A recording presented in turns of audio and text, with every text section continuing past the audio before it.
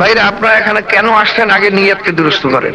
কেউ যদি আসে থাকেন আমার ব্যারাম পীড়া ভালো হয় না, আমি যাই একটু দেখি আমার ব্যারাম পীড়া ভালো হয়নি, আপনার ব্যারাম পীড়া ভালো হইতে পারে কিন্তু আল্লাহ পাকের কাছে কিছু পাবেন না। যদি এই জন্য আপনি আসেন আমি খুব দেনাদার হয়ে গেছি, খুব ব্যবসা বাণিজ্য খারাপ, ভালো না, কাজ কারবার ভালো না, যাই দেখি আমার ব্যবসা বাণিজ্য বরকত হয়নি, ব্যবসা বাণিজ্য বরকত হইতে পারে।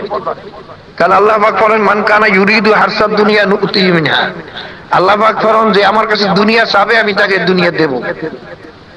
আমা লাইসা লাহু ওয়া লাইসা লাহু ফিল আখিরাতি মিন খালাক, আখিরাতে সে আমার কাছে কিচ্ছুই পাবে। কাজে দুনিয়ার উদ্দেশ্যে আসার পরে অনেকের কিন্তু মকসুদ ভরিয়ে যায়, এটা মনে করিয়েন না যে আমার বুঝুক, তা না, মনে করবেন যে আল্লাহ পাক ওয়াদা করছেন যে আমার কাছে দুনিয়া চাই আমি তার দুনিয়া দিয়ে দেব। কারণ ভাইরা আমার প্রিয় বস্তু আমি আমার প্রিয়জন ছাড়া দেই না, কি বলেন কথা ঠিক না? আমার ফালানিয়া জিনিস আমার শত্রু চাইলেও তারে দিয়ে দিই, কি বলেন কথা ঠিক না? তা আল্লাহ পাকের কাছে দুনিয়া হইলো ফালানিয়া জিনিস। এক হাদিসের ভিতরে আছে দুনিয়া এবং দুনিয়ার মধ্যে যত সম্পদ আছে সমস্ত সম্পদের মূল্য যদি আল্লাহ পাকের কাছে মাসালু বাউদাতিন, একটা মশার পাখের সমান যদি হইতো, আল্লাহ পাকের কাছে দাম, মশার পাখের কোন দাম আছে? 2 লক্ষ মশার পাখাও যদি 71 দিয়ে বাজারে নিয়ে যান 1 পয়সা দিয়ে কিনবে, মশার পাখের কোন দাম নাই। আল্লাহ পাক হাদিসে আল্লাহর হাবিব ফরমান যদি আল্লাহ পাকের কাছে এই দুনিয়া এবং দুনিয়ার মধ্যে যত সম্পদ আছে, এই মেয়ানবাড়ি, চেয়ারম্যানি, এমপি, মিনিস্টারি, প্রেসিডেন্টি, এই যত নাম কাম, দালান কোঠা, টাকা পয়সা, এই যত কিছু বলেন আরাম আয়েশ, খানা দানা, এর কোন মূল্য আল্লাহ পাকের কাছে মোটেও নাই, অর্থাৎ একটা মশার পাখের সমান। কাজে এটা আল্লাহ পাকের শত্রু দিয়ে দেন বেশি।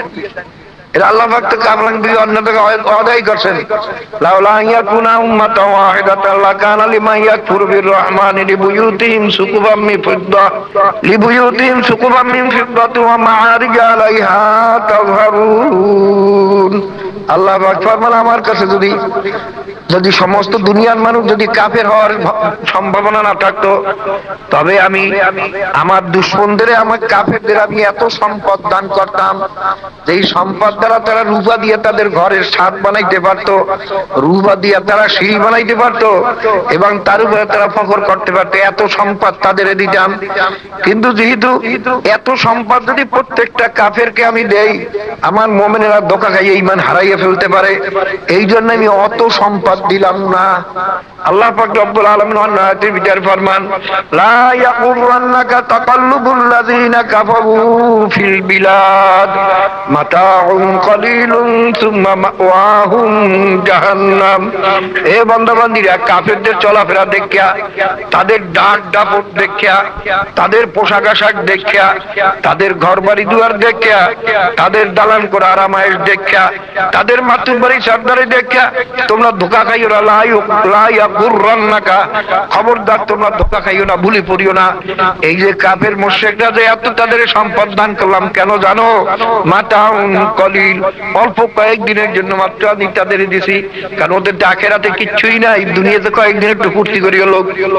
বাবারা আমি তো প্রায় উদাহরণ দেই, আপনি এরা গরু পালেন হাল চাষ করার জন্য, গাভী পালেন দুধ খাওয়ার জন্য, একটা খাসি পালতেছেন, বুট খাওয়ান, কত কিছু খাওয়ান, কত মূল্যবান খাদ্য খাওয়ান, খাসিটা পালেন কেন?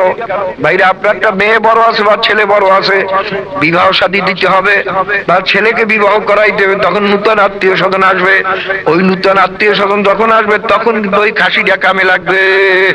কি কথা ঠিক না? ওরা দিয়ে হাল চইবেন, দুধ খাইবেন না, ওরা পালতেছেন কেন? জবাইর কামে লাগবে। আল্লাহ পাক ফরমান মাতাউন কলিলুন সুম্মা মাওয়াহুম জাহান্নাম, আমি দুনিয়ার কয়েকদিনের জন্য তাদের সম্পদ দান করছি, এরপরে আমি একটা জাহান্নাম রাখছি, এই জাহান্নাম জ্বালাবার জন্য এই নাফরমান গুনাহ লাগবে। ওদের যদি আমি টাকা পয়সা বেশি না দেই, সুযোগ সুবিধা বেশি না দেই, বেশি গুনাহ করতে পারবে না।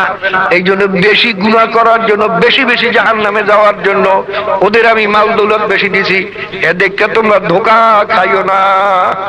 বাবারে, দুনিয়ার উদ্দেশ্যে যারা এই মাহফিলে আসছেন, আমি অনুরোধ করবো এখন থেকে দিলের থেকে নিয়াত বদলাইয়ে ফেলান যে মাবুদকে আমি ভুল করছি, দুনিয়া তো আসলে কিছুই না।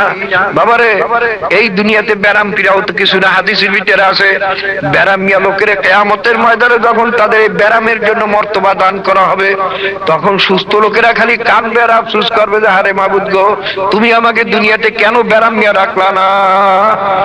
বাবারা, গরিবরা, হাদিসের ভিতরে আছে আল্লাহর হাবিব ফরমান গরিবেরা ধনীর চেয়ে 500 বছর আগে বেহেশতে চলিয়া যাবে। ধনীরা যদিও বেহেশতে যায়, কিন্তু হিসাব নিকাশ দিয়ে তো কম যাইতে হবে। হিসাব নিকাশ দিতে দিতে তাদের যে দেরি হয়ে যাবে, 500 বছর পরে তারা গরিবের চেয়ে পরে বেহেশতে যাইবে।